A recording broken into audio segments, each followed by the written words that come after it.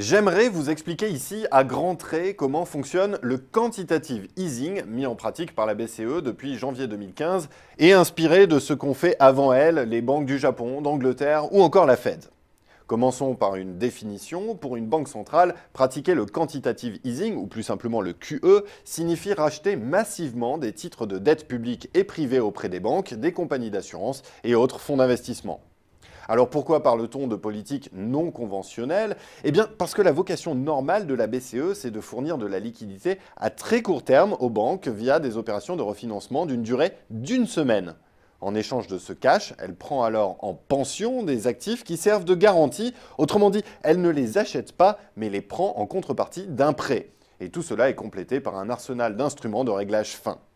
En fait, ce qu'il faut retenir, c'est qu'à travers ces opérations dites d'open market et les taux qu'elle applique à ces opérations, les fameux taux directeurs, la BCE facilite ou au contraire resserre les conditions auxquelles les banques se prêtent des liquidités à très court terme et par effet de cascade, elle influence les taux des dépôts et des prêts que consentent les banques aux entreprises et aux ménages.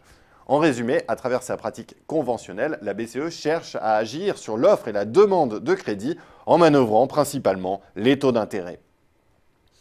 À la frontière entre la pratique conventionnelle et non conventionnelle, il y a ensuite ce que l'on appelle les opérations de refinancement à plus long terme. Ce sont les LTRO pour Longer Term Refinancing Operations.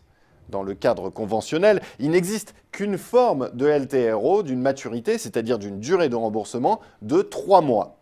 Mais leur nombre et surtout leur maturité se sont accrus à partir de 2007. Cette maturité a même été étendue jusqu'à 3 ans, voire 4 ans. Il s'agit donc de prêts à long terme accordés par la BCE aux banques. En 2011 et 2012, 1100 milliards d'euros ont ainsi été distribués aux établissements financiers de la zone euro pour une durée de 3 ans. C'est un changement de paradigme assez considérable par rapport à la pratique habituelle de la BCE. D'ailleurs, beaucoup de commentateurs parlaient déjà de quantitative easing à cette époque. Mais en fait, on pourrait qualifier plus exactement ce type d'opération de quantitative easing à durée déterminée. Et aujourd'hui, c'est bien parce que ces opérations arrivent à échéance qu'il est urgent pour la BCE de réinjecter massivement de la liquidité dans le système. C'est exactement ce que fait la BCE depuis janvier en pratiquant un quantitative easing au sens strict du terme, c'est-à-dire en se lançant de plein pied dans une politique véritablement non conventionnelle. Premièrement, elle procède à des achats fermes de titres, principalement des titres souverains, c'est-à-dire de la dette des États, mais il peut s'agir aussi d'obligations d'entreprise et même de produits titrisés.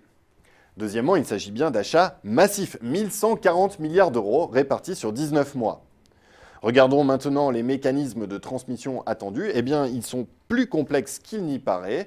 Lorsque la BCE achète massivement des titres souverains, son objectif n'est pas vraiment de prêter aux États en faisant jouer la planche à billets. La dette des administrations, d'ailleurs, en pourcentage du PIB, est en effet de stabilisation en zone euro et contingentée par les règles de stabilité.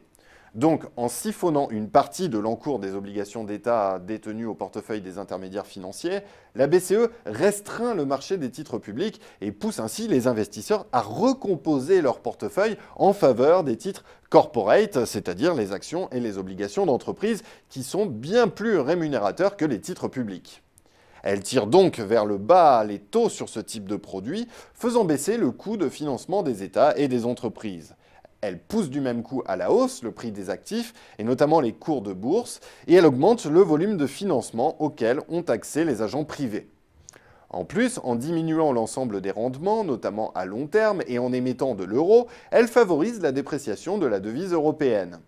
C'est en jouant sur ces 4 canaux de transmission qu'elle espère aujourd'hui extraire la zone euro du piège déflationniste qui se refermait sur elle, et favoriser ainsi la reprise économique.